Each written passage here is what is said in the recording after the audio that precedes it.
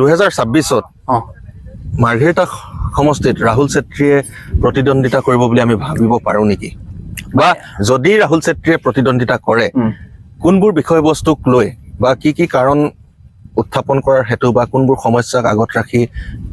তুমি আগবাঢ়িম বুলি ভাবিছা মানে বিষয়টো এনেকা ধৰণৰ এটা খেলা নেখেলা প্ৰশ্ন বহুত ডাঙৰ প্ৰশ্ন কিন্তু এতিয়া দেখিছো চৌচুতে মানে মানুহবোৰৰ মাজত এটা বহুতে কৈছে উচ্চাৰণ হৈ যেনেকৈ আপুনি যে মই প্ৰশ্ন কৰিছোঁ আপুনি নিশ্চয় ক'ৰবাৰ পৰা গম পাইছে কাৰণ উচ্চাৰণ কৰিছে হয় নাই ৰাহুল চেত্ৰী MLA খেলিব নেখেলে বুলি বস্তুটো হৈছে যে যদি এখন স্কুলত ছায়েন্স টিচাৰখন আছেই তাত যদি ল'ৰা ছোৱালী বুলি কয় যে আৰু এখন ছায়েন্স টিচাৰ লাগে বুলি কয় ডেট মিনছ যিজন ছায়েন্স টিচাৰ এতিয়া বৰ্তমান আছে সেইজন ফেলাৰ পঢ়াব পৰা নাই ভালকৈ এতিয়া অলৰেডি MLA আছেই মানুহবোৰ তাৰ পাছত কৈছে MLA লাগে ৰাহুল চেত্ৰী হোৱা নোহোৱা পাছৰ কথা কিন্তু MLA এখন লাগে বুলি কৈছে ডেট মিনছ কোনোবা এডোখৰত বৰ্তমানৰ MLA ফেলাৰ বহুতে কোৱা নিচিনা সঁচাকৈ ৰাহুল ৰেগিং মাষ্টাৰ আছিল নেকি বা সেই ঘটনাটোৰ থুলমূলকে হ'লেও আভাসটো তুমি জনাবা নেকি আজি মুকলিকৈ চাওক মানে মই সেইখিনি কথা হাজাৰবাৰ কৈছোঁ আৰু সেই মানুহবোৰে মোক আজি সমালোচনা কৰে যাক আদৰ্শগত বাবে মোক প্ৰব্লেম আছে হয় আপুনি চাব ৰাহুলক কোনে গালি পাৰে ফেচবুকত এবাৰ সিহঁতৰ প্ৰফাইল খুলি চাবচোন বিশেষ এটা সংগঠন থাকিব নহ'লে পলিটিকেল পাৰ্টি থাকিব গতিকে আদৰ্শগত সংঘাত আছে বুলি কাৰোবাৰ মানে ৰঙা নজনাকৈ মানে ৰঙা চেঁহীটো দলিয়াই দিলে ভাল কলা ৰঙৰ চেঁহী দলিয়াই দিলে ভাল নহয় যাক হয়তো বুকুৰ মাজত সজাবলৈ বিচাৰিছোঁ যাক ৰঙা কাপোৰে সাজি কাচি আনিম বুলি ভাবিছোঁ তাই য'তেনো থাকক যেনেকৈ পৰ্যায়ত নাথাকক তাক এটাই কথা মই কওঁ যে বিশ্বাস ৰাখি বিশ্বাস নাভাঙো মোৰ ইউনিভাৰ্চিটি লাইফৰ PNGB জাৰ্ণি একেবাৰে বৰ্ণিল তাত কোনো ঠিং ঠাঙে নাই যদি মই বাৰম্বাৰ কওঁ যদি মোৰ জীৱনত আৰু এটা মই সুযোগ পাওঁ মই মোৰ জীৱনত 15টা দিন হ'লেও যদি জীৱনত পাওঁ য'তে থাকোঁ তই পাৰ কৰা বুলি কয় মানুহে ছুইজাৰলেণ্ড ক'ব পাৰে ৰাহুল চেত্ৰীয়ে PNGB সেই আবাক ক'ব সেই PNGB A ব্লকৰ 315 কোঠালি কথাই ক'ব স্বাগতম জনাইছো আৰু অন্য দিনাৰ দৰে আজিও মোৰ সৈতে এগৰাকী বিশেষ অতিথি উপস্থিত আছে আৰু এওঁ হৈছে বৰ্তমান ৰাজনীতিৰ লগতে জড়িত বুলি ক'ব লাগিব আৰু ছাত্ৰ মুক্তি সংগ্ৰাম সমিতিৰ কেন্দ্ৰীয় সাধাৰণ সম্পাদক ৰাহুল চেত্ৰীৰ মুখেৰে মই দৰ্শকসকলৰ আগত নিজৰ পৰিচয়টো দাঙি ধৰিবৰ কাৰণে অনুৰোধ জনাইছো মানে গোটেই তোমাৰ জন্ম ঠাইখনৰ পৰা পিতৃ মাতৃৰ পৰা গোটেইখিনি তাৰমানে নমস্কাৰ মই ৰাহুল চেত্ৰী জন্ম মোৰ তিনিচুকীয়া জিলাৰ লেখাপানী গাঁও পঞ্চায়তৰ অন্তৰ্গত উদয়পুৰ বুলি সৰু এখন গাঁৱত জন্ম হৈছে এতিয়া কিন্তু গাঁওখন ডাঙৰ হ'ল আৰু তাৰপাছত মই মোৰ শিক্ষাটো সাংঘাতিক ধৰণৰ মই মানে প্ৰথম গাঁৱত পঢ়িলোঁ তাৰপাছত আকৌ মাজলৈ গৈ কাৰ্বি আংলঙত শিক্ষা গ্ৰহণ কৰিলোঁ আকৌ উভতি গাঁৱলৈ আহিলোঁ তাৰপাছত Margherita college Assam junior college তাৰপাছত B বৰুৱা কলেজ ইউনিভাৰ্চিটি তাৰপাছত কিবা কিবি ডিপ্ল'মাবোৰ বা অন্যান্য ডিপ্ল'মাবোৰ কৰিলোঁ তাৰপাছত ঘৰত মা আছে দেউতা আছে আৰু এজন এগৰাকী ভাইটি আছে তেনেকৈ আৰু সুখী পৰিয়াল সৰু পৰিয়াল অৱশ্যে ৰাহুলক মই মোৰ নিজৰ ভাইটিৰ দৰে মৰম কৰোঁ আগৰ পৰা চিনাকি কিন্তু আপোনালোকৰ আগত চিনাকি কৰাই দিছোঁ আৰু বিশেষকৈ তোমাক সুধিব বিচাৰিছোঁ যে এই ছাত্ৰ ৰাজনীতিৰ লগত কেনেকৈ জড়িত হৈ পৰিলা একচুৱেলি ছাত্ৰ ৰাজনীতিটো কেনেকুৱা ধৰণৰ চাওক আমি যিখন গাঁৱলৈ ডাঙৰ দীঘল হৈছোঁ তাতো প্ৰব্লেম দেই আৰু মোৰ ঘৰটো এনেকুৱা নহয় যে মোৰ মাও পলিটিচিয়ান নহয় বা দেউতাও পলিটিচিয়ান নহয় কিন্তু এটা যেতিয়া মই গুৱাহাটীলৈ পঢ়িবলৈ গৈছিলোঁ মেট্ৰিকখন বৰ বিশেষ ভাল ৰিজাল্ট হোৱা নাই ছেকেণ্ড ডিভিজন পাইছোঁ তাৰপাছত হাই ছেকেণ্ডেৰী ডিষ্টিংশ্যন পাইছোঁ ভাল হাই ছেকেণ্ডেৰী তুলনামূলকভাৱে মানে 49% পৰা প্ৰায় 84% পাইছোঁ মানে ভাল ৰিজাল্টটো তাৰপাছত গুৱাহাটীলৈ গ'লোঁ B বৰুৱালৈ গ'লোঁ তাৰপাছত কটনতো ছিট পাইছিলোঁ তেতিয়া কিন্তু মোৰ এডমিনিষ্ট্ৰেটিভ লাইনত আৰু প্ৰশাসনিক বিষয়া হ'বলৈ খুব ইচ্ছা আছিলে তাৰপিছত মাৰ সপোন আছিলে মোক এডভকেট বনাবলৈ কিন্তু অজানিতে চাগে ৰাজনীতি জীৱনৰ প্ৰেমত পৰিলোঁ এই প্ৰেমটো এনেকুৱাকৈ প্ৰেমত ডুবি গ'লোঁ যে এৰিব নোৱাৰো মানে এতিয়া প্ৰেমটো যে বিয়া পাতিম বুলি ভাবিছো জীৱন লগতে গোটেই সোমাই গ'লো কলেজৰ মই ভাইচ প্ৰেচিডেণ্ট হ'লো তাৰপাছত গোৰ্খা ছাত্ৰ সন্থা কৰিছোঁ এটা সময় তাৰপাছত পৰৱৰ্তী মই ইউনিভাৰ্চিটি দীঘলীয়া কাৰ্যকাল মই জেনেৰেল ছেক্ৰেটাৰী চাগে মই বহুত দীৰ্ঘদিন ধৰি কিয় জেনেৰেল ছেক্ৰেটাৰী চলাবলৈ মাজত ইলেকশ্যন নহ'লে 1 বছৰ কিবা কিবি কাৰণত মই গোটেই নেতৃত্ব ল'ব ইউনিভাৰ্চিটি তাৰপাছত তেনেকৈ B বৰুৱা কলেজ তাৰপাছত ছাত্ৰ মুক্তিৰ চেণ্ট্ৰেল কমিটিলৈ গ'লোঁ তাৰপাছত আকৌ এটা টাইম AGS থাকিলোঁ তাৰপাছত জেনেৰেল ছেক্ৰেটাৰী হ'লোঁ দুবাৰকৈ জেনেৰেল ছেক্ৰেটাৰী লগাই গতিকে তেনেকৈ গ'লোঁ আৰু চাওঁ মানে যিখিনি আমি কথাবোৰ কওঁ নহয় জানো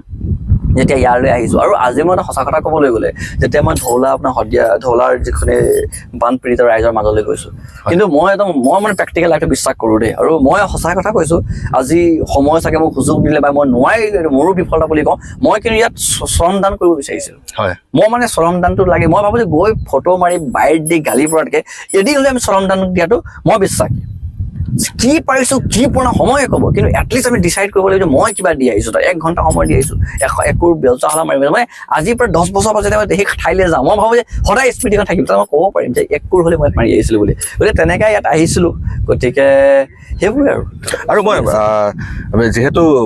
আগতে জাগোনত থাকি অহা ময়ো, আৰু বিভিন্ন সময়ত এই বছৰো দেখিছো মাৰ্ঘেৰিটা সমষ্টিৰ বিভিন্ন প্ৰান্তত তুমি ঘূৰিছা। বান বৰ্তমানতো বানৰে সমস্যা, বাৰিষাৰ বান, আৰু ৰাহুল চেত্ৰীয়ে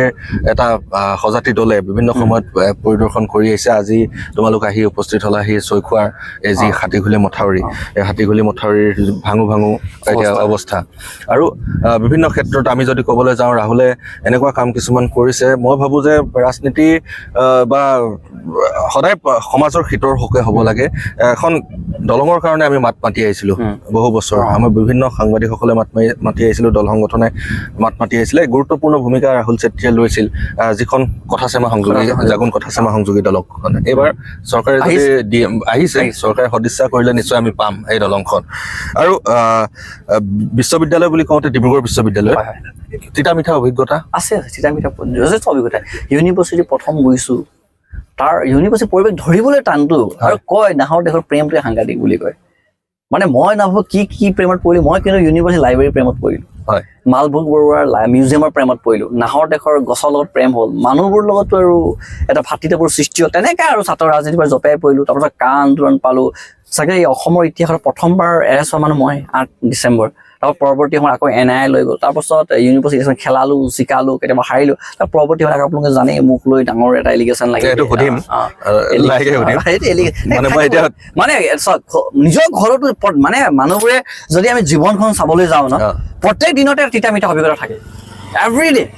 যদি এতিয়া মই ক'ৰবালৈ গৈছো, তাতো মোৰ তিতা অভিজ্ঞতা থাকিব, মিঠা অভিজ্ঞতা থাকিব, কিন্তু মানুহ হিচাপে মই তিতাখন লৈ ফুৰিম নে মিঠাখন লৈ ফুৰিম, বা যদি তিতা হৈছে মই শিকাবলৈ চেষ্টা কৰিম, মানে এইটো চেল্ফ নিজৰ ওপৰত কথা। গতিকে মোৰ যিখিনি ভাল সপোনবোৰ আছিলে বা ভাল দিনবোৰ আছিল, তাত সেইখিনি মই বুকুত সজাই লৈছো, যে তিতা অভিজ্ঞতাবোৰ আছে তাকো মই বুকুত সজাই লৈছো, আৰু তাৰ পৰা শিকিব যত্ন কৰিছো। মই বাৰম্বাৰ এটা কথা বিশ্বাস কৰো, মানুহ হিচাপে প্ৰত্যেক দিনাই শিকিব লাগিব, শ্ৰেণী কোঠাৰ বাহিৰত ভিতৰত সমাজৰ মাজত য'তে নোযাওঁ শিকিব চেষ্টা কৰিম। গতিকে মই সদায় কওঁ, জীৱন এখন হৈছে শিকিবৰ কাৰণে আৰু জিকিবৰ কাৰণে।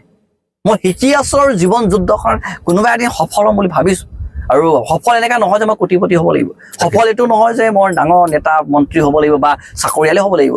গতিকে সফলটো মানে মই সফলটো কেনেকুৱা ধৰণে ভাবোঁ, ডিগ্ৰী ডিপ্ল'মাত আছেই। কোনোবা এদিন মায়ে যদি ক'বলৈ যায়, মায়ে যদি মোৰ কথাও কয়, মাৰ মুখতে হাঁহি আহিব লাগিব, দুখৰ বা চকুৰ পৰা চকু পানী বেৰিব নালাগে, সেইটোৱে মোৰ কাৰণে সফলতা। মোৰ লগৰ বা বন্ধুবৰ্গ যলৈ যায়, ৰাহুল চেত্ৰী মোৰ ককাই বা ৰাহুল চেত্ৰী মোৰ বন্ধু বুলি কোৱাৰ লগে লগে তেখেতসকলে সাহসেৰে ক'ব পাৰে, নাই ৰাহুল দাৰ নাম লৈছো যে মই লাজ নাপাম, মই অপমানিত নহওঁ। যোনদিনাই মোৰ সংগঠন ল'ৰাবোৰে ক'বলৈ পাৰিব, মই ভাবোঁ সেইদিনাই মই ছাকচেছ, সেইটোৱে মোৰ কাৰণে ছাকচেছ। নিশ্চয়কৈ তিতা অভিজ্ঞতা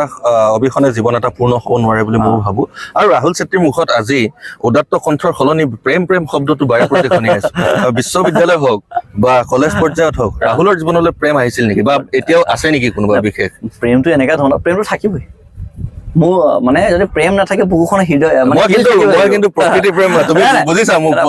প্ৰেম অবিহনে মানুহ জীয়াই থাকিব পাৰিব নেকি কওকচোন? প্ৰেম থাকিবই। মই বাৰম্বাৰ কওঁ, প্ৰেম যদি মানুহ বুকু যদি প্ৰেম নাথাকে, তেতিয়াহ'লে হাঁহি কেনেকৈ বিৰিব? গতিকে যদি কোনোবাও আছে, যদি কাৰোবাক চাইও থৈছো, গতিকে এটাই কথা, সময়টো নিশ্চয় গম পাবই। আৰু মই এনেকা নকওঁ যে মই জীৱনত বেয়া নাপাব, কেতিয়াও নকওঁ।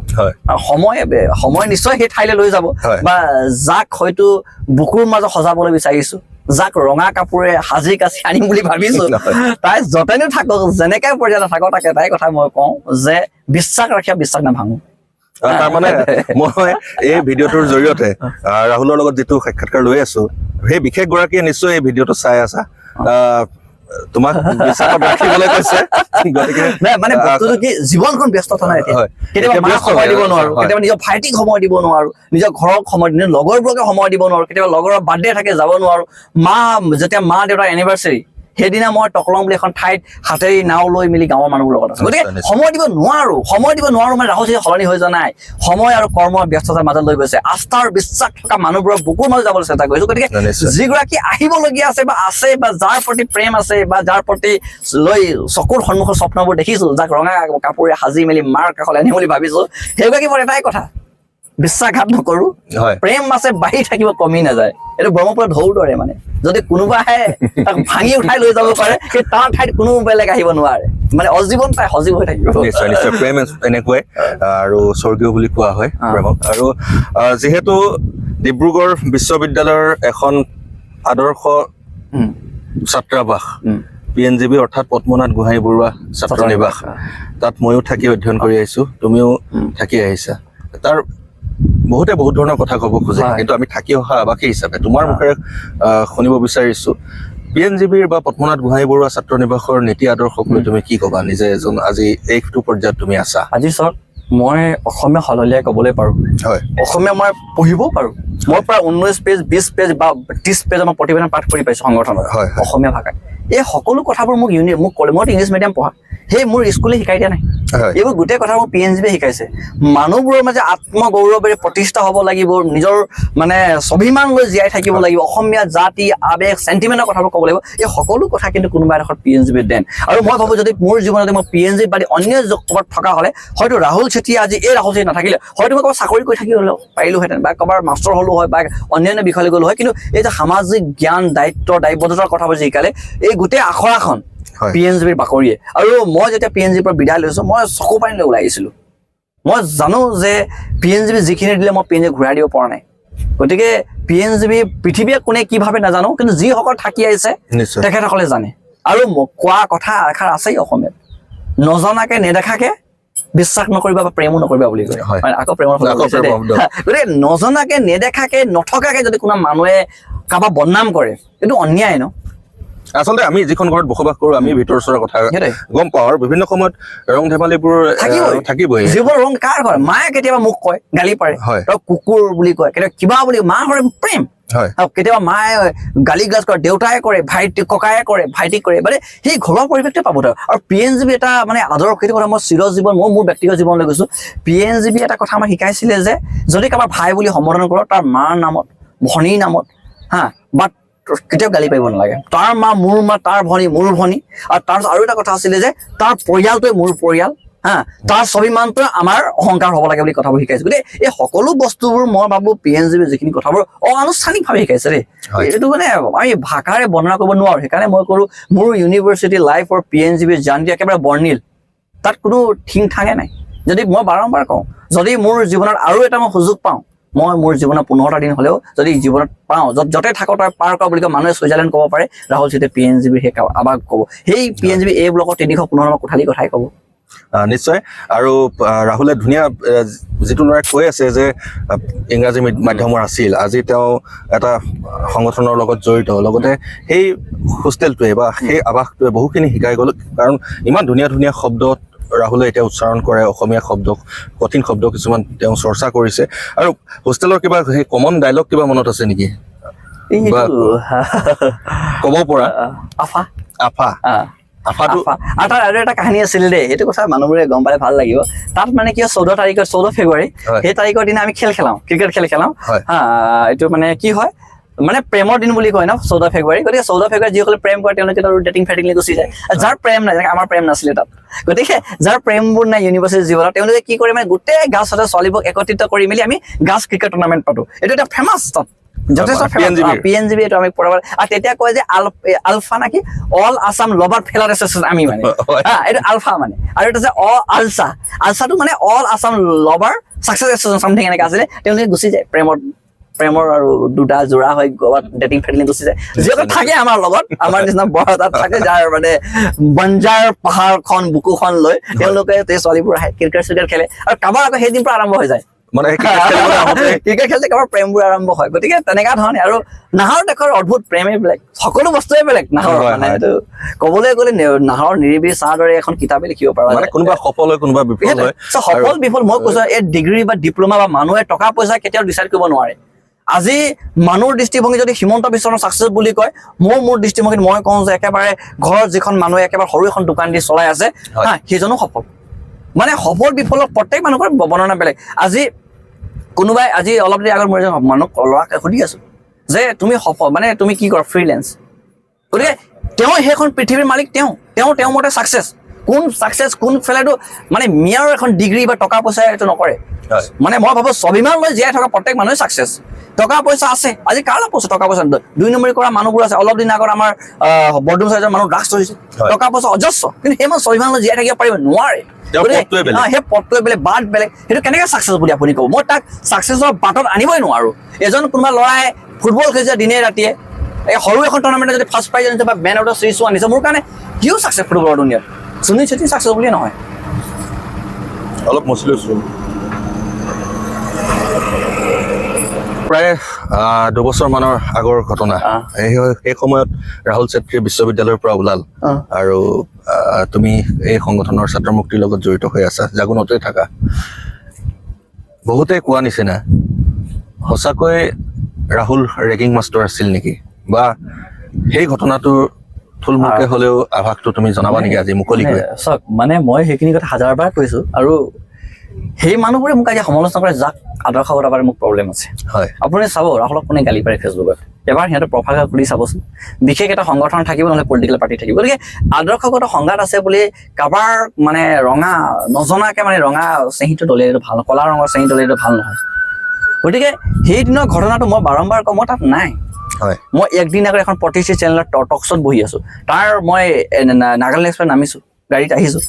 ইউনিভাৰ্চিটিয়ে স্পষ্টীকৰণ দিছে যে আধা ঘণ্টা কাৰণে ৰাহুল চেত্ৰী আছে ওলাই গৈছে মই তাৰপাছত 6 মিনিটৰ খেল চাই আছোঁ খেল চাই মেলি তাৰপাছত মোৰ নাম ওলাইছে নাম ওলাওঁতে চাওক মানুহবোৰে কয় পলাইছে নহয় that is my legal right এইটো মোৰ অধিকাৰ এজন মানুহে যে আঁতৰি মেলিও যে বেল এপ্লাই কৰিব এইটো হৈছে এইটো ভাৰতৰ জুডিচিয়েল চিষ্টেমত অধিকাৰ দিছে প্ৰত্যেক নাগৰিককে পলাইছে বুলি কাক কয় যেতিয়া অপৰাধীখন ডিক্লেয়াৰ কৰে তাৰপৰা যদি মানুহে কোনো চাৰেণ্ডাৰ নকৰে পলাই যায়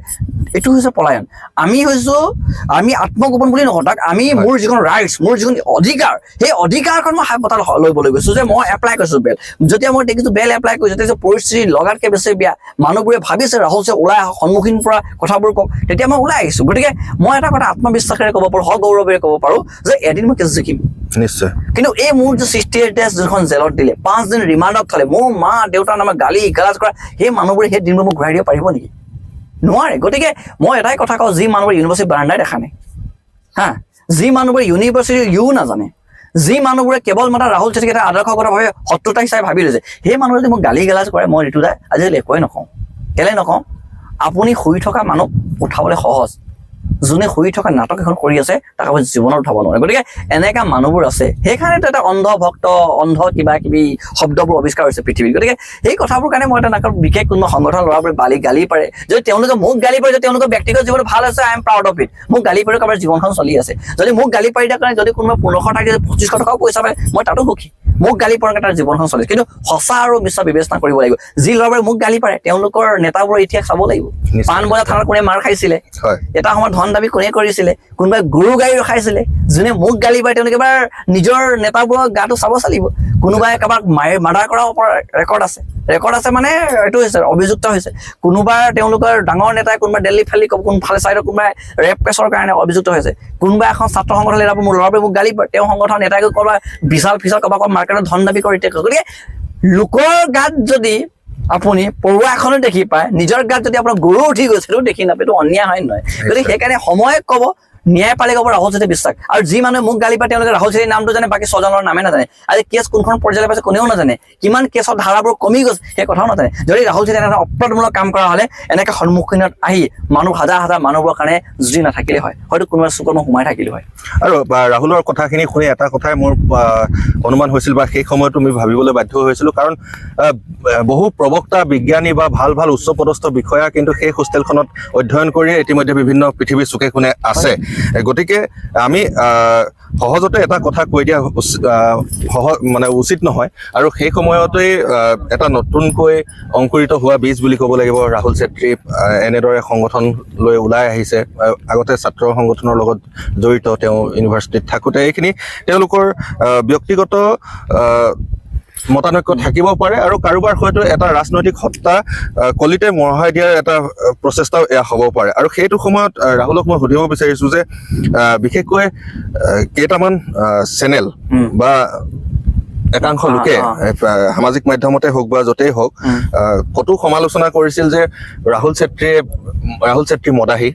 মানে সেই সময়ত মদ খাই হাত উঠাইছিল বা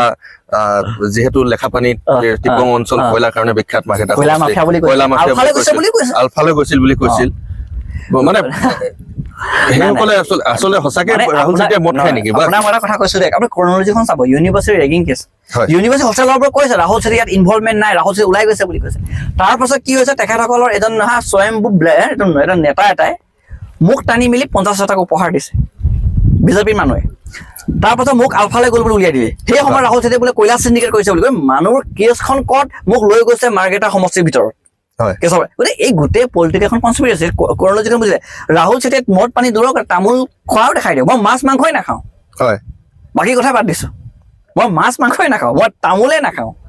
গতিকে মদ খাইছে, ভাং খাইছে, এইবোৰ চাওক মানুহবোৰে যে ক'বলৈ পাইছো বা মুখ এখন আছে বুলি য'তে ত'তে লগাই থ'ব নালাগে, আৰু য'তে ত'তে ক'ব লাগে। আৰু প্ৰতিষ্ঠিত মানে মই আপোনাক কৈছো আজি এগৰাকী যদি তেওঁ ক'ৰবাৰ পৰা দেখি পায় তেওঁ গম পাব কাৰ কথা কৈছো। প্ৰতিষ্ঠিত এখন টেলিভিছন চেনেলৰ ভাল মানুহ, মই একদম তেখেতক ইয়াত ধৰিছো গুৱাহাটী ষ্টেচনত। মই সেই সময়তে NIA কেছৰ আকৌ পুনৰ আৰম্ভ হ'ল। NIAত মোৰো নাম আছে অখিল গগৈ ডাঙৰীয়া, মই যেতিয়ালৈ গৈছো তেতিয়া মই যেতিয়া ৰাজধানী উঠিবৰ কাৰণে উঠিছো তেতিয়া সেইজন মানুহ লগ পালো। মই ডাইৰেক্ট সুধিছো আপোনাৰতো মই খুব প্ৰতিষ্ঠিত চেনেলৰ ভাল মানুহ বুলি গম পাওঁ, আপুনি এটা আইডিঅলজিকেল পাৰ্চন আছে জাৰ্নেলিজিম ৱৰ্ল্ডত, আপুনি কাৰ কথা শুনিব, কাৰ পল বনাব, কাৰ টকা পইচাৰ লোভত আপুনি ৰাহুল ছেত্ৰীয়ে মদ ভাং খাইছে বুলি কৈছে। এবাৰ ভেৰিফাই কৰক, ষ্টাডি কৰক, যদি নোৱাৰে আপুনি প্ৰটেক্ট কৰিব পাৰিবনে বুলি কৈছে, তেতিয়া সেইজন মানুহ পলাইছে। আৰু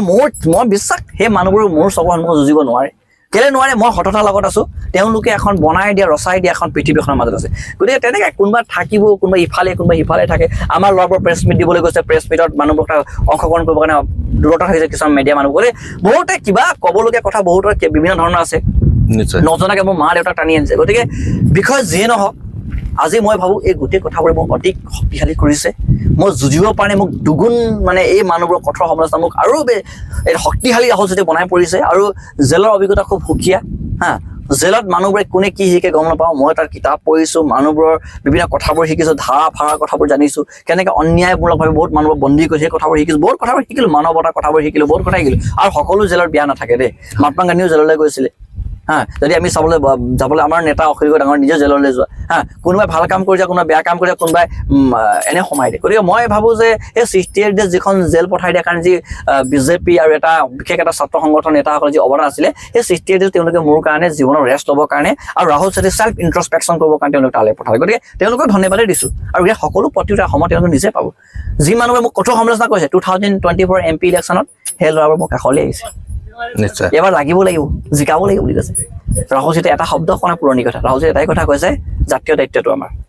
সেইটো হৈছে মোৰ আদৰ্শ আৰু সেইটো আদৰ্শ তেওঁলোকৰ। নিশ্চয় দৰ্শকসকলক জ্ঞাতাৰ্থে জনাই থওঁ যে আমি এটা নিৰিবিলি পৰিৱেশৰ মাজত আছো আৰু কিনকিনীয়া বৰষুণো আহিছে। আপোনালোকে দেখা পাইছে ৰাহুল আৰু মই গোটেই তিতি গৈছোঁ। কিন্তু কথাখিনি মেইন মানে আঁৰত থকা বুলি নকওঁ, সমাজৰ লগত জড়িত থকা ব্যক্তি এজনক কাষতে আজি পাইছোঁ আৰু তেওঁৰ মনৰ কথাখিনি আপোনালোককো জনাবৰ কাৰণে চেষ্টা কৰিছোঁ। আৰু প্ৰায় আমি শেষৰ সময়ছোৱাত কাষ চাপিছোঁ। আৰু 2026-ত মাৰ্ঘেৰিটা সমষ্টিত ৰাহুল ছেত্ৰীয়ে প্ৰতিদ্বন্দ্বিতা কৰিব বুলি আমি ভাবিব পাৰোঁ নেকি? বা যদি ৰাহুল ছেত্ৰীয়ে প্ৰতিদ্বন্দ্বিতা কৰে, কোনবোৰ বিষয়বস্তুক লৈ বা কি কি কাৰণ উত্থাপন কৰাৰ হেতু বা কোনবোৰ সমস্যাক আগত ৰাখি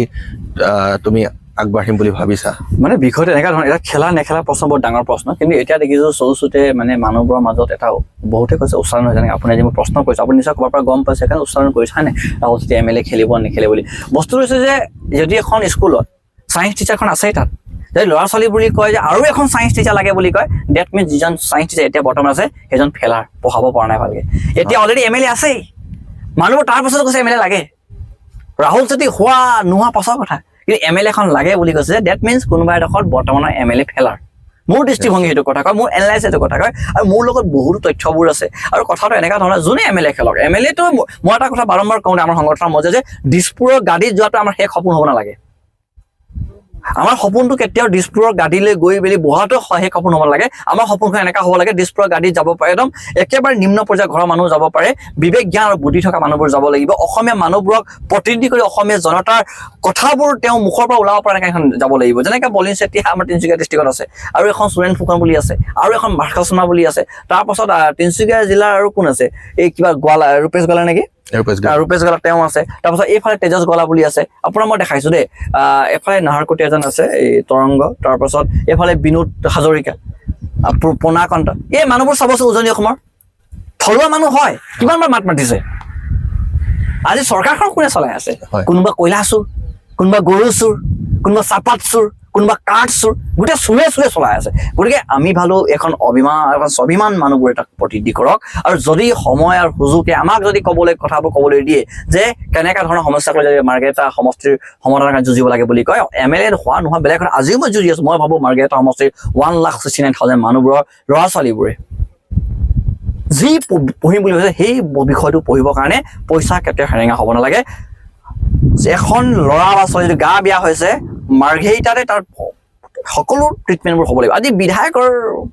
পাৰ্টনাৰবোৰ সামান্য গা বেয়া হ'লে হায়দৰাবাদ যায় হা বছৰ এবাৰ দুবাৰকে বিধায়কৰ মানুহবোৰে গৈ গোটেই বডি কিবা কিবি স্কেন কৰি আহে এতিয়া মোৰ মানুহবোৰে যে কেঞ্চাৰ হয় মাৰ্ঘেৰিটা চিভিল হস্পিটেলত গৈ কান্দি থাকে তাৰ কাৰণে যুঁজিবলগীয়া আছে মোৰ মানুহবোৰ যেতিয়া ৰাতি হৈ ওলায় মোৰ মানুহবোৰৰ গাড়ীত চাইৰেন নাই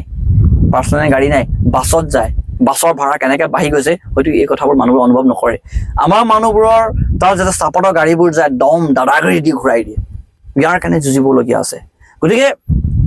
কোইল ইণ্ডিয়া তাত আছে তাৰ লিগেল যদি মাইনিং কৰাই প্ৰায় এবাৰত 500তকৈ বেছি ল'ৰাবোৰক আমি পাৰ্মানেণ্ট চলিউশ্যনৰ কাম দিব পাৰিম এতিয়া বানপানী কবলত দেখিছে বানপানী হৈছে মানুহবোৰ কাপোৰৰ টোপোলা কিতাপ পত্ৰ ল'ৰা ছোৱালীবোৰে বাদ দি মেলি শিবিৰত গৈ বহিছে উভতি যাওঁতে ছোৱালীজনে কান্দি থাকে মোৰ কিতাপ নাই বুলি দেউতাই কান্দি থাকে কেনেকৈ ইয়াক কিতাপ কিনি দিম বুলি গতিকে এই গোটেই বিষয়ৰ কাৰণে ফাইট কৰিবলগীয়া আছে আৰু সম্পত্তি আছে ইয়াত সম্ভাৱনাও আছে কিন্তু বৰ্তমানৰ বিধায়কবোৰৰ মই দেখো কেৱল মাত্ৰ মাৰ্ঘেৰিটা সমষ্টিত বহুতো বিধায়কবোৰৰ থকা সম্পত্তিক বুজি নাপায় ৰিচৰ্চক বুজি নাপায় নিজৰ যিখিনি এক স্বাভিমান হ'ব লাগে মানুহ হিচাপে এইটো কিন্তু এতিয়া পাৱাৰ কাৰণে টকা পইচাৰ কাৰণে আজি মূৰখন তলত কৰি জীয়াই আছে গতিকে এই মূৰখন তলত কৰি যে কেতিয়াও জীয়াই নাথাকো সাধাৰণ মানুহ শ্ৰেণীৰ মানুহবোৰ যেনেকৈ মানুহবোৰৰ ভোট বিচাৰিব যায় এখন নেতাই পৰৱৰ্তী পৰ্যায়ত তেনেকৈ যাব পাৰে সেই সম্পৰ্কটো বনাব পাৰে এগৰাকী MLA কেতিয়া ভাবিব নালাগে মই আমুক গাঁৱলৈ গ'লে মোক খেদাব নেকি গতিকে এই পৰিৱেশবোৰ নাইকিয়া হ'ব লাগিব আৰু এই বোকা চিটা ৰাজনীতি বন্ধ হ'ব লাগিব দেই আমি ইচ্ছুক লৈ পলিটিক্স কৰিব লাগিব মই কোনজন মানুহে কি খাইছে কি লগাইছে that's is not a politics মোৰ দৃষ্টিভংগীত হ'ব লাগিব উন্নয়নমুখী স্বাৰ্থৰ কথা পলিটিক্স হ'ব লাগিব যদি প্ৰয়োজন হয় আমিও আমাৰ মানে বিৰোধী পক্ষৰ MLAবোৰ লগত বা চৰকাৰী পক্ষৰ লগত একেলগে বহিব লাগিব গঠনমূলক সমালোচনাবোৰ হ'ব লাগিব বাৰম্বাৰ শিক্ষাক লৈ স্বাস্থ্যক লৈ মানে সমাজ ব্যৱস্থাক লৈ বাৰম্বাৰ ডিছকাশ্যন হ'ব লাগিব আৰু মই ভাবোঁ এখন জনগোষ্ঠীৰ মানে কিবা প্ৰগ্ৰেমত যিকোনো প্ৰগ্ৰেম XYZ যিকোনো জনগোষ্ঠীৰ যিকোনো প্ৰগ্ৰেমত এখন ছিংগাৰ দিয়াটোৱে বিধায়কৰ দায়িত্ব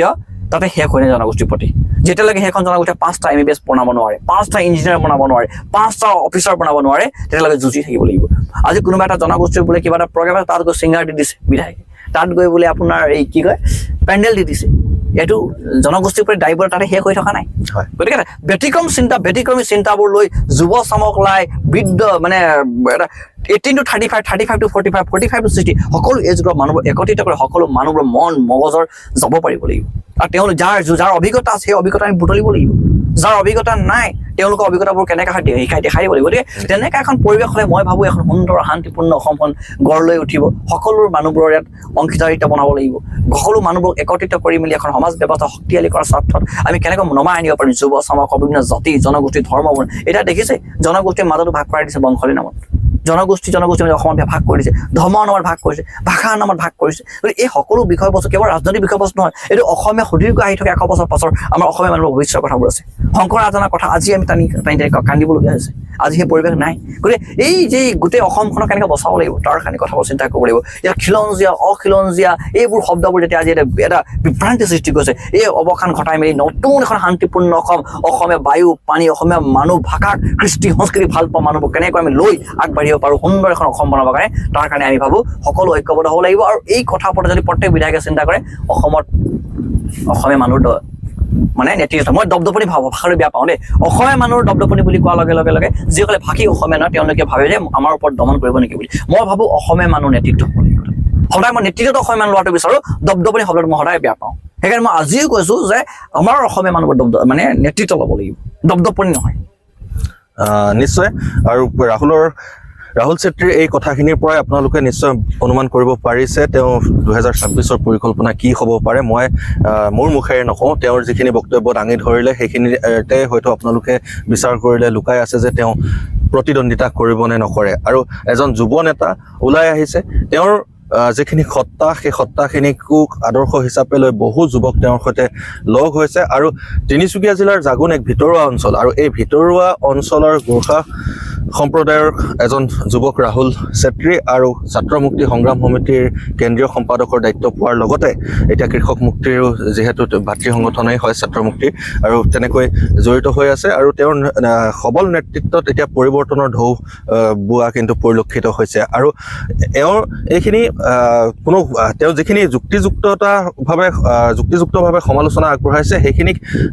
স্থানীয় বিধায়কসকলে সেয়া তেওঁলোকে ধনাত্মকভাৱে গ্ৰহণ কৰক। আৰু এতিয়াও সময় আছে 2026লৈ যিখিনি কৰণীয় বুলি আপোনালোকে ভাবে সেয়া কৰক। নিশ্চয়কৈ সমালোচনা অবিহনে কোনো এটা ক্ষেত্ৰতে কিন্তু আগবাঢ়ি যাব নোৱাৰে, আৰু সেয়া সদায় ভাল সমালোচনা হ'ব লাগে। আজি ৰাহুল চেত্ৰীৰ লগত মই এই অনুষ্ঠানটো কৰিছোঁ, কোনোবাই আহি আকৌ হয়তো ফেচবুকত যদি মই এই সাক্ষাৎকাৰটো এৰো তাতো তলত গৈ ৰেগিং মাষ্টাৰ বুলি কমেণ্ট আহিব পাৰে বা কতো সমালোচনা। এটা কথা কৈছো যে কোনে কি কৰি মেটাৰ নকৰে, মেটাৰ এইটো কৰি ৰাহুল চেত্ৰীয়ে কি কৰিছে। আজি আপোনাক কোনোবা বেয়া পাব পাৰে, কোনোবা মোকো বেয়া পাব। পৃথিৱীত চাওক যিমান মানুহ আছে প্ৰত্যেক মানুহ psychology every human being is different বুলি কয়। গতিকে প্ৰত্যেক মানুহক আপুনি সন্তুষ্ট কৰাব নোৱাৰে, কিন্তু প্ৰথম নিজেতো আত্মসন্তুষ্টি লাভ কৰোঁ। আৰু আত্মসন্তুষ্টি কেতিয়া লাভ কৰে, যেতিয়া মানুহে নিজে গম পায় যে মই কৰা কৰ্ম, মই কৰা কাম কাজৰ কাৰণে কোনোবা এটা ঠাইত ভাল হৈছে। আৰু এটা কথা আমি মন কৰিব লাগিব, থাকিব লাগিব নে এইটো মানে যেতিয়া তোমাৰ বা মোৰ শত্ৰুৰ সংখ্যাটো বাঢ়িব তেতিয়া আমি অনুমান কৰা উচিত যে আমি কিবা এটা কৰাৰ কাৰণে শত্ৰুৰ সৃষ্টি হৈছে। তাৰমানে মানে বস্তুটো শত্ৰু ন বুলি নকওঁ, মই ভাবো মানে যেতিয়া মানুহে জ্বলি পুৰি শেষ হৈ যায় বুলি অসমীয়াত কয় যে, তেতিয়া তেওঁলোকৰ কাম নাথাকে। এতিয়া মই জানো মোৰ বিষয়ে কত কি ডিছকাছ হৈছে, কোনখন কাৰ্যালয়ত কি কথা হৈছে, কোনখন কাৰ্যালয়ত এনেকুৱা ডিছকাছ হৈছে ৰাহুল চেত্ৰী কোনে চলাই আছে, কোনখন কাৰ্যালয়ৰ কথা ৰাহুল বেছি কথা কৈছে। আৰু এজন মানুহ দুজন মানুহ এনেকুৱাও কয় ৰাহুলৰ বয়সটো কম হৈ আছে বুলি কয়। কিন্তু আপুনি জানেনে ইণ্টাৰেষ্টিং কথাটো, যি মানুহবোৰে আহি মোক কয় তোৰ বয়স কম হৈছে, কম কথা কওঁ বুলি কয়, সেইজন মানুহে আকৌ নিজৰ ছোৱালী বিয়াটো পাতিছে যোনজন ছোৱালী মোতকৈ সৰু। হয়, মোক সৰু বুলি জ্ঞান দিবলৈ আহে, ৰাহুল চেত্ৰী সৰু ল'ৰা বুলি কয়। কিন্তু যিজন মানুহে মোক আহি সৰু বুলি কৈ থাকে, তেওঁৰ যিগৰাকী জীয়েক মোতকৈ বয়সত সৰু, তাৰ বিয়া পাতি হৈ গ'ল। তেওঁলোকে মোক, গতিকে কোনে সমালোচনা কৰিছে, গঠনমূলক সমালোচনা সদায় মই ৱেলকাম কৰিম। মই সদায় কওঁ যিখন ঠাই মোৰ যদি মূৰত অলপমান অহংকাৰ আহে মানুহবোৰে ভাঙি দিব লাগিব, মানুহবোৰে অভিভাৱকৰ দায়িত্ব ল'ব লাগিব মোৰ কাৰণে। আৰু মই ভাবোঁ আমি যেতিয়া সমালোচনা গঠনমূলকো থাকিব, ইতিবাচক দুটা সমালোচনা থাকে মানুহবোৰ। গতিকে মই প্ৰত্যেক কথাটো পজিটিভ লওঁ। যদি কোনোবাই মোক গালিও পাৰিছে, অফক'ৰ্চ 0.1% মোৰ ভুল আছে সেইকাৰণে গালি পাৰিছে বুলি মই ভাবোঁ। যদি মোক মানে মানুহবোৰে বেছি উঠাই মেলি কথাক মই আকৌ ভাবোঁ যে এই কথাই মোক অহংকাৰ আনি দিব নেকি, এই কথাটোৱে মোক লগাতকৈ বেছি কথাবোৰ মানে পৰিকল্পনা কৰিবলৈ বাধ্য কৰাব নেকি। গতিকে কথাবোৰ তেনেকুৱা ধৰণে যেতিয়া মই চিন্তা কৰোঁ। গতিকে মই সদায় এটা কথা বিশ্বাস কৰোঁ, মোৰ মা আচক বেছি শিক্ষিতও নহয় বা উচ্চ শিক্ষা মোৰ মা দেউতাৰ কাৰণে, কিন্তু মোৰ মা দেউতাই যিখন কোৱালিটি এডুকেশ্যন দিছে আৰু মোৰ মায়ে মানে ভাগৱতটো বহুত শুনে দেই, ভগৱানৰ পাঠ পূজাবোৰ বহুত কৰে। গতিকে এই মায়ে মোক এটাই কথা কৈছে, কোনে কি কৰিছে এইটো মেটাৰ নকৰে ৰাহুল, তোৰ কাৰণে এইটো বিষয়টো হৈছে যে তই কি কৰিছ। তোৰ ভাল কামৰ কাৰণে কোনোবাই বেয়া পাব পাৰে, হয়। গতিকে তই গম পাবলৈ তই বেয়া কাম কৰা নাই। গতিকে মই যিমান পাৰোঁ নিজক চেষ্টা কৰি থাকোঁ যে মই বেয়া কামত ভৰি নিদিওঁ, বেয়া কৰ্মবোৰ নকৰোঁ। মোৰ শব্দই ওলাই যোৱা এটা শব্দই মানুহক যাতে আঘাত নিদিয়ে, গতিকে মই সেই ধৰণৰ কথাবোৰ যিমানখিনি পাৰোঁ সংযম আনিব চেষ্টা কৰিছোঁ। কেতিয়াবা যদি ভুল হৈ গৈছোঁ, ভুল শুধৰাব চেষ্টা কৰিছোঁ। কোনোবাই যদি মানুহে ভুলবোৰ আঙুলিয়াই দিছে তাকো ধন্যবাদ দি মেলি কথাবোৰ লৈ গৈ আছোঁ। গতিকে মই বাৰম্বাৰ এইটো কথা, কোনে কি কৈছে কোনে কি কৰে নকওঁ, মই মোৰ কৰ্ম, মোৰ যিখন ডেষ্টিনেশ্যন, মোৰ যিখন চিন্তা ধাৰণা তাক মই স্থিৰ কৰি থৈছোঁ। পাহাৰ পৰ্বত যিয়ে নহওক এতিয়া যাবই লাগিব তাত। নিশ্চয় ৰাহুলে বহুতখিনি সময় দিলে, আৰু এইখিনিতে উনুকিয়াব বিচাৰোঁ যিটো সময়ত ৰাহুল চেত্ৰীৰ বিপদ হৈছিল সেই ৰেগিঙৰ কাণ্ডক লৈ, সমস্ত ঘটনাৰ আদিৰ পৰা গুৰিলৈকে শেষ কৰা পৰ্যন্ত জাগুন অঞ্চলৰ সেইখিনি বাতৰি নিজৰ মগজুৰে বিবেচনা কৰি সেই যিখিনি খবৰ তথ্যভিত্তিকভাৱে জনাবলৈ মই চেষ্টা কৰিছিলোঁ, অহৰহ প্ৰয়াস কৰিছিলোঁ। আৰু তেতিয়া ৰাহুলৰ ঘৰত গৈ উপস্থিত হৈছিলোঁ, আৰু ৰাহুলে ইতিমধ্যে উল্লেখ কৰি গৈছে যে তেওঁক আলফালৈ গৈছে বুলিও সজোৱা হৈছিল বা বিভিন্ন ধৰণৰ কথা কৈছিল। কিন্তু সেইজন ৰাহুলে আজি এয়া কি কৰি আছে জনতাই দেখি আছে। আৰু মূল্যবোধৰ ৰাজনীতি হ'ব লাগে, এনেই অনৰ্থক অযথা হাই হুলস্থুল কৰি লাভ নাই। আৰু সামাজিক মাধ্যমত যিসকলে অযথা চিঞৰ বাখৰ কৰে তেওঁলোকে প্ৰকৃততে কৰি আছে কি। ৰাহুলে আজি এই নেৰানেপেৰা বৰষুণৰ যি এক বানৰ বিভীষিকাময় ৰূপ লৈছে, জাগুন অঞ্চলৰ পৰা আহি ছৈখোৱাৰ এই হাতীঘুলি মথাউৰিৰ ওপৰত দুজনে সাক্ষাৎকাৰটো লৈছোঁ একমাত্ৰ তেওঁ এই মানুহখিনিৰ পৰিস্থিতিৰ পৰিৱেশৰ বুজ ল'বলৈ আহিছে হাতীঘুলি মথাউৰি পৰিদৰ্শন কৰিবলৈ আহিছে আৰু যিসকল বিপদগ্ৰস্ত বা বানপীড়িত লোক তেওঁলোকৰ কাষত গৈ এষাৰি মাত দিবৰ কাৰণে প্ৰয়াস কৰিছে আৰু তেনে এজন যুৱ নেতাক আমি উৎসাহ জনোৱাটো প্ৰয়োজন মানুহ মাত্ৰে ভুল হৈ যায় কোনোবাখিনিত ভুল হওঁতে সেয়া শুধৰাই দিয়াটোহে আমাৰ প্ৰত্যেকজন সচেতন নাগৰিকৰ দায়িত্ব বুলি ভাবোঁ আৰু ৰাহুল তুমি ব্যস্ততাৰ মাজতো আজি মোক এইখিনি সময় দিয়াৰ বাবে পুনৰবাৰ তোমাক ধন্যবাদ জ্ঞাপন কৰিছোঁ আৰু আগন্তুক ভৱিষ্যত তোমাৰ উজ্জ্বল হওক তাৰে কামনা কৰিছোঁ নাই আপোনাকো ধন্যবাদ আৰু মই কৈছোঁ ন মানে মানুহে কেতিয়াও বিপদৰ বন্ধু হৈ যাব নালাগে বুলি হয় হা তাৰপাছত মই আপোনাক বা যিখিনি সাংবাদিক গোষ্ঠীয়ে আজি মোক চিনাকি কৰাইছে আজি মই ধুবুৰীলৈ গৈছোঁ কোনোবা এটা মানুহ চিনাকি ওলাই যিখন ঠাইলৈ গৈছোঁ যিখন আজি অসমৰ মই সকলো ঠাইলৈ গৈছোঁ ডিমা হাছক বাদ দি সকলো জিলালৈ মই গৈছোঁ সকলো ঠাইলৈ গৈছোঁ প্ৰত্যেক গাঁও বুলি নকওঁ ২৬ গাঁৱৰ য'ত ইম্পচিবল কথা কিন্তু গাঁৱৰ যিখন ঠাইলৈ এজন হ'লেও চিনাকি মই গতিকে মই ভাবোঁ তাত আপোনালোকৰ নিচিনা নিষ্ঠাৱান সাংবাদিক গোষ্ঠীৰ কৰ্মীসকলে মোক এই পৰিচয় দিবলৈ সক্ষম হৈছে গতিকে মই এটাই কথা বিচাৰোঁ সুদীৰ্ঘ ভৱিষ্যত কোন বাটেৰে যাওঁ কোনখন নাৱেৰে যাম নাজানো কিন্তু যিখন বাটেৰে যাওঁ যিখন নাৱেৰে যাওঁ মানুহক প্ৰতাৰণা কৰাৰ কাম কেতিয়াও নকৰোঁ মানুহক মিছা বাটেৰে লৈ যোৱা কাম কেতিয়াও নকৰোঁ ভুল বাটেৰে ভুল কথাবোৰ কৈ মানুহক মানে উঠাই মেলি মই নিজকে নেতা সজোৱা কামো নকৰোঁ গতিকে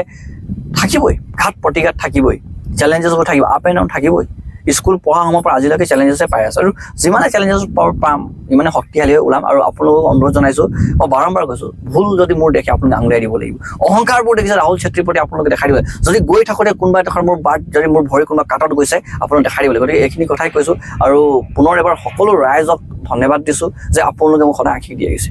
আপুনি জানে মই ধনী ঘৰৰ ল'ৰা নহয় গাঁৱৰ মানুহে টকা পইচা তুলি মেলি মোক ইউনিভাৰ্চিটিলৈ পঠাই দিছে ইলেকশ্যন খেলা সময়ত যেতিয়া ইউনিভাৰ্চিটি সংগঠনৰ জেনেৰেল হৈ আহিছোঁ গাঁৱৰ গোটেই মহিলা মানুহ মোৰ ৰাস্তালৈ ওলাই আহিছে একদম ফুট চুট লগাই মেলি মোক গাঁৱলৈ লৈ গৈছে এইটো এটা মানুহবোৰৰ অতুলনীয় প্ৰেম আৰু এই প্ৰেমক মই প্ৰতাৰণা কেতিয়াও নকৰোঁ আৰু এখন ঠাইলৈ আহিছোঁ এখন ঠাইৰ ৰাইজে এটা মোক প্ৰেম কৰিছে ভাল পাইছে কিবা এটা কথাত ভাল পাইছে সেইকাৰণে মানুহবোৰ দূৰ দশা সময়ত আহিছোঁ ইয়াৰ পাছত কিবা এটা বিষয় হ'ব ভাল দিন আহিব সময় সুযোগ দিলে আহিম যদি নাই আৰু নাই যিমান দিনলৈকে জীয়াই থাকিম স্বাভিমান লৈ জীয়াই থাকিম যিমান দিনলৈকে জীয়াই থাকিম মেৰুদণ্ডশীল ব্যক্তি হিচাপে নহয় মেৰু শক্তিশালী একদম মানুহ থিয় হৈ গৈছে গতিকে এইখিনি কথাই নিশ্চয় সময়ো বহুখিনি হ'ল আৰু অনুগ্ৰহ কৰিছোঁ ৰাহুল চেত্ৰীৰ সৈতে মোৰ এই কথা বাৰ্তা বা সাক্ষাৎকাৰটো যদি আপোনালোকৰ ভাল লাগিল নিশ্চয় আগলৈ ঠেলি দিব অৰ্থাৎ শ্বেয়াৰ কৰি দিব আৰু যিসকল ফেচবুকত চাই আছে পেজটো ফ'ল' কৰিবলৈ নাপাহৰিব আৰু ইউটিউবত চাই থকা হ'লে চেনেলটো অনুগ্ৰহ কৰি ছাবস্ক্ৰাইব কৰি দিব আৰু যদিহে সমালোচনা কৰিবলৈ আছে আপোনালোকৰ তেনেহ'লে গঠনমূলক সমালোচনা আগবঢ়াব আজি ইয়াতে সামৰণি মাৰিছোঁ ধন্যবাদ জয় আই অসম